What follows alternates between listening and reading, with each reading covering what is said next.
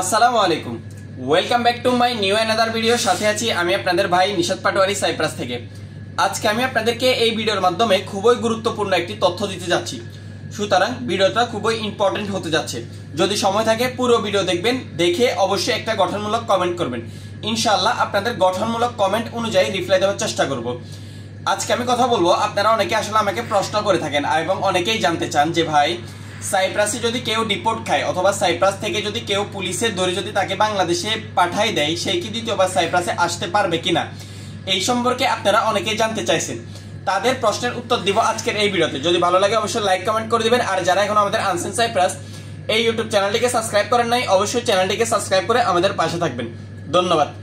প্রথমত আমি যদি আপনাদেরকে বলি যে যারা সাইপ্রাসে ডিপোর্ট খায় তারা কি দ্বিতীয়বার সাইপ্রাসে আসতে পারবে কিনা, এটা ডিপেন্ডস করবে আপনি কোন জায়গায় ডিপোর্টটা খাইছেন সেটার উপর ভিত্তি করে।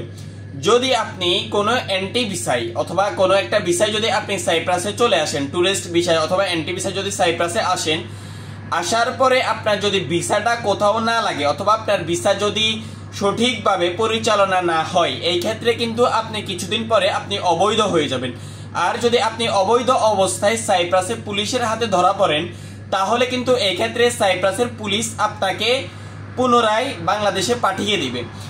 এইভাবে যদি আপনি ডিপোর্ট খান, যে সাইপ্রাসে আসার পরে কিছুদিন কাজ করছেন, কাজ করার পরে আপনি অবৈধ হয়ে গেছেন, অবৈধ হওয়ার পরে আপনাকে পুলিশ ধরে ডিপোর্ট করে দিছে, সাইপ্রাস থেকে বাংলাদেশে পাঠিয়ে দিছে, এইভাবে যদি আপনি ডিপোর্ট খান, তাহলে এই ক্ষেত্রে সর্বনিম্ন অনেকে 5 বছর 6 বছর 8 বছর পর্যন্ত তারা সাইপ্রাসে ঢুকতে পারবে না, এরকম একটা সময় তারা নির্ধারণ করে দেয় সাইপ্রাসের পুলিশ।